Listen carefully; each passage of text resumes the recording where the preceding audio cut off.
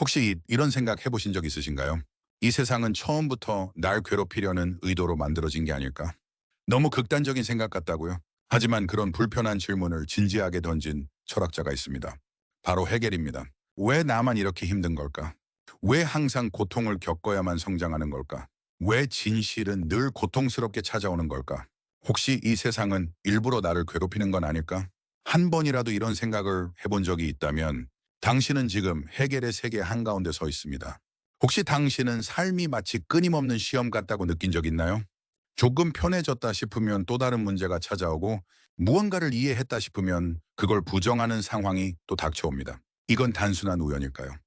아니면 세상이 의도적으로 당신에게 고통을 던지는 걸까요? 18세기 독일의 철학자 헤겔은 말했습니다. 진리는 고통을 통해서만 드러난다. 그는 이 세상이 논리적으로 구성되어 있다고 믿었지만 그 논리의 본질은 결코 부드럽지도 따뜻하지도 않았습니다. 오히려 그의 철학은 차갑고 단단하고 때로는 무자비합니다. 헤겔의 철학에서 가장 유명한 개념은 바로 변증법입니다. 정반합, 많은 사람들이 이 구조를 통해 진리가 진화한다고 말합니다. 하지만 이 단순한 세 단계를 자세히 들여다보면 이 안에는 무언의 폭력이 숨어 있습니다. 우리가 믿는 기존의 생각, 질서, 그것을 정면으로 부정하는 고통, 혼란, 그 갈등 속에서 도출된 새로운 진리. 그런데 이 구조를 통해 말하고 있는 건 분명합니다. 네가 진짜 진실을 알고 싶다면 반드시 기존의 질서를 부정당하고 파괴되어야만 한다. 즉 진리는 파괴에서 나온다는 것. 헤겔에게 있어서 고통은 선택이 아니라 통과 의례입니다. 그리고 그는 그걸 너무나도 당연하게 생각했습니다.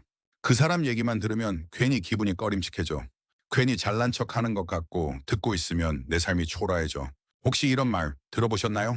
또는 누군가 당신에게 그런 반응을 한 적은 없었나요? 사실 그 사람은 당신에게 무례한 말을 한 것도 똑똑한 척을 한 것도 아닐 겁니다. 그저 너무 솔직하거나 너무 깊은 이야기를 했을 뿐이죠. 그런데 사람들은 그런 사람을 불편해합니다. 심리학에서는 이런 현상을 거울 효과라고 부릅니다. 어떤 사람이 우리보다 더 깊이 생각하거나 더 명확하게 진실을 꿰뚫을 때 그 사람은 마치 우리의 부족함을 비추는 거울처럼 느껴집니다. 그리고 인간은 본능적으로 그 거울을 깨고 싶어 합니다. 헤겔의 철학은 바로 이런 심리를 전제로 합니다. 우리는 살아가면서 수많은 정의 단계를 만들어냅니다. 우리 나름의 가치관, 규칙, 신념, 습관. 하지만 어느 날 누군가 그게 정말 맞는 건가요? 라고 물으면 우리는 방어적으로 변합니다. 예를 들어 평생 자식을 위해 희생했는데 어느 날 부모가 자식에게 너무 헌신하는 것도 문제일 수 있다라는 말을 들으면 가정은 무조건 참고 지켜야 한다고 믿고 살았는데 누군가 스스로를 존중하지 않는 관계는 버려야 한다고 말하면 그 말을 한 사람은 단지 다른 생각을 말했을 뿐인데 우리는 마치 공격당한 것처럼 느끼고 그 사람을 멀리하거나 비난하거나 침묵하게 만듭니다. 왜 그럴까요? 그 사람이 우리에게 고통스러운 질문을 던졌기 때문입니다. 우리가 평생 쌓아온 믿음에 균열을 내기 때문입니다. 헤겔은 말합니다. 진실은 늘 기존의 질서를 파괴하며 등장한다. 그리고 그 진실은 거울처럼 우리의 한계를 비춘다. 이때 많은 사람은 진실을 마주하기보다 그 진실을 전한 사람을 피하거나 공격합니다. 그게 인간의 본능적인 자기 방어 기제입니다. 예, 그렇다면 진실을 전하는 사람은 어떻게 될까요? 그는 고립됩니다. 이해받지 못하고 때로는 미움받습니다. 왜냐하면 그는 문제를 일으킨 사람이 아니라 문제를 보게 만든 사람이었기 때문입니다. 시어머니의 말에 항상 예 하던 며느리보다 그건 제 생각과 다릅니다라고 말한 며느리가 더 미움받듯이요.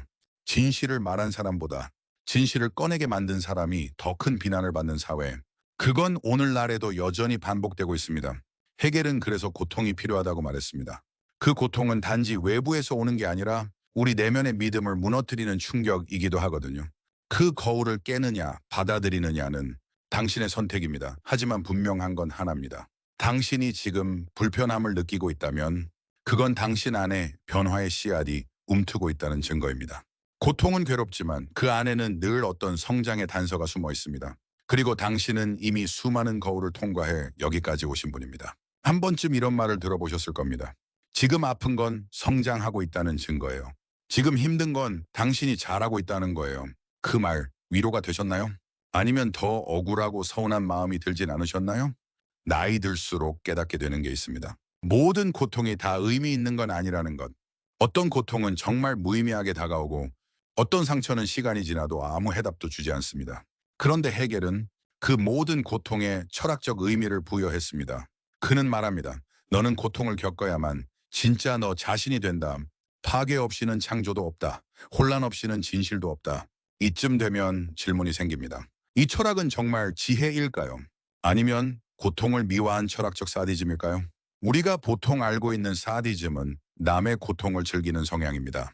하지만 철학적 사디즘은 조금 다릅니다.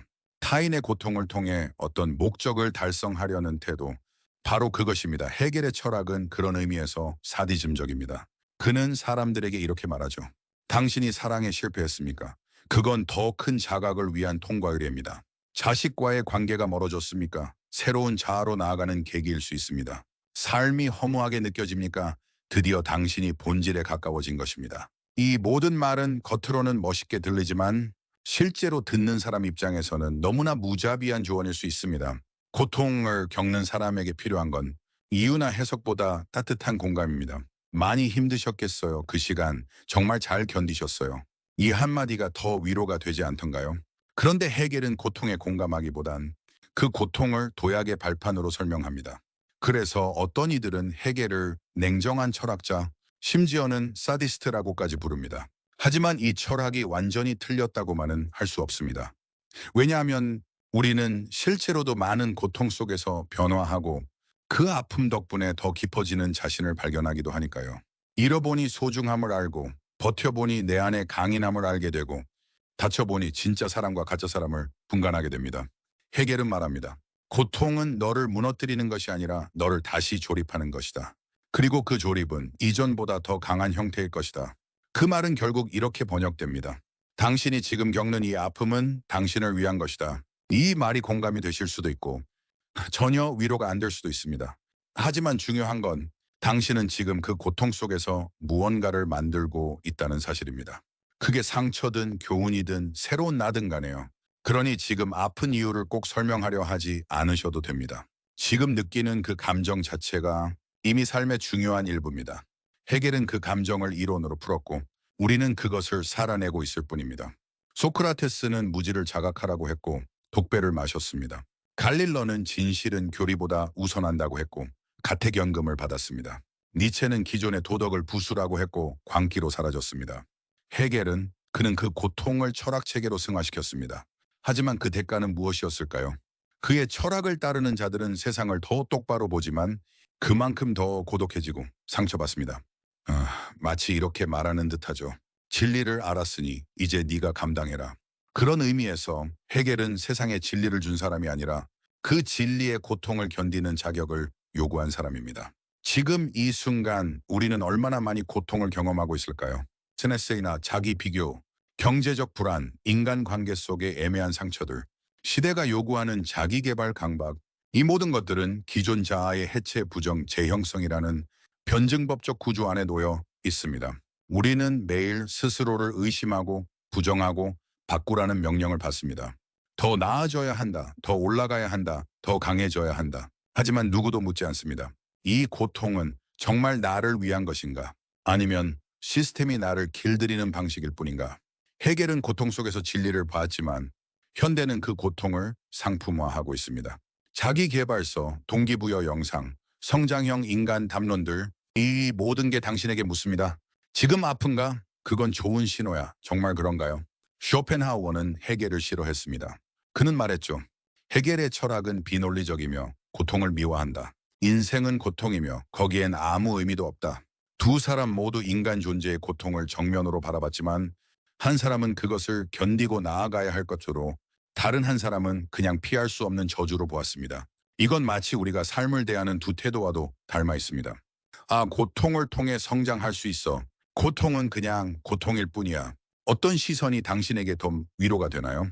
인생을 오래 살다 보면 알고 싶지 않았던 진실들이 자꾸 눈에 들어옵니다. 내가 그토록 희생했는데 돌아오는 건 외면뿐이구나. 사람은 결국 자기 삶 살기에 바쁘구나. 사는 게 이렇게 공허할 수도 있구나. 이런 진실은 고통스럽습니다. 그래서 젊을 땐 바쁘다는 핑계로 혹은 괜찮다는 자기 암시로 그 진실을 애써 외면하며 살아왔죠. 하지만 나이가 들면 더 이상 외면할 수 없습니다. 시간이 우리를 멈추게 하고 침묵 속에서 진실이 선명하게 떠오르기 때문입니다. 그때 우리는 흔들립니다. 내가 뭘 잘못했나? 왜 이렇게 허무하지? 이제 남은 시간이 무슨 의미가 있지? 그 순간이 바로 변증법의 마지막 단계, 해겔이 말한 합의의 지점입니다. 기존의 믿음이 무너지고 혼란과 상실을 겪고 그 뒤에 도달하는 새로운 인식, 그 인식은 종종 불편하고 때로는 무기력함을 동반하지만 그것은 진짜 자유로 가는 문이기도 합니다. 진짜 자유란 모든 게 괜찮아졌다는 게 아닙니다. 오히려 더 이상 괜찮지 않아도 괜찮은 상태입니다. 외로움이 있어도 나를 부끄러워하지 않고 자식이 기대에 못 미쳐도 원망으로만 채우지 않고 몸이 아파도 그것이 내 존재의 실패라고 여기지 않고 있는 그대로의 현실을 받아들이되 그 속에 파묻히지 않는 힘, 그게 바로 철학이 말하는 자유입니다. 그리고 그 자유는 오랜 시간 고통을 직면해온 지금의 당신만이 도달할 수 있는 경지입니다. 왜 이렇게 아플까가 아니라 이 아픔이 내게 무엇을 가르치고 있는가? 왜 나는 늘 외로울까가 아니라 이 고요 속에서 나는 어떤 나와 마주하고 있는가? 질문을 바꾸면 삶의 태도도 달라집니다. 질문이 바뀌는 순간 우리는 더 이상 과거의 기준으로 자신을 판단하지 않습니다. 우리는 스스로 삶의 의미를 새롭게 정의하게 됩니다. 철학은 머리로만 하는 공부가 아닙니다. 삶의 방식입니다. 지금 이 순간 우리가 할 수 있는 실천은 거창하지 않습니다. 고통을 억지로 해석하려 하지 않기. 어떤 상처는 의미 없이 온다. 그 자체로 그냥 아프고 힘든 경험일 뿐이다. 다른 사람의 기준에서 벗어나기. 자식, 사회, 남들의 시선에서 나를 재단하지 않기. 나는 나만의 속도로, 나만의 방식으로 살아갈 권리가 있다. 침묵과 고요 속에서 자신을 마주하기. 말하지 않아도 괜찮다. 생각이 많아도 괜찮다. 혼자 있는 시간이 두렵지 않다면 이미 당신은 강해진 것이다. 진짜 대화를 나눌 수 있는 사람을 찾기. 많지 않아도 괜찮다. 단 한 사람만 있어도 충분하다. 아니면 책이나 철학자와의 대화도 훌륭한 동행이다. 이제껏 당신이 겪은 수많은 혼란과 고통은 당신이 틀려서가 아니라 너무 일찍 진실을 알아버렸기 때문일 수도 있습니다. 그 진실을 감당하느라 사람들과 멀어지고 자신을 의심하고 세상이 왜 이토록 차가운지 고민했을지도 모릅니다. 하지만 이제는 말할 수 있습니다. 그 고통은 당신을 깨뜨린 것이 아니라 당신을 진짜로 만든 힘이었다고. 살아가는 것 자체가 철학입니다. 그리고 지금 이 영상을 보고 계신 당신은 삶을 단순히 견디는 사람이 아니라 이해하려는 사람입니다. 그 자체로 이미 깊은 존재입니다. 그리고 그런 당신을 위한 말이 있습니다. 당신은 틀린 게 아닙니다. 당신은 너무 일찍 옳았던 것입니다. 이 영상이 당신의 삶의 작은 통찰이라도 되었다면 댓글로 당신만의 철학, 당신이 겪은 고통의 의미를 나눠주세요. 우리 모두 진리를 향해 가는 길 위에 있습니다. 그리고 그 길은 혼자가 아닙니다. 지금처럼 함께 생각하고 함께 버티며 언젠가 자유롭게 웃을 수 있는 날을 기다리며 구독과 좋아요는 당신이 이 여정에 함께하고 있다는 신호입니다. 철학과 삶, 그리고 당신의 이야기를 계속 들려드릴게요. 나이 들수록 철학이 필요합니다. 감사합니다.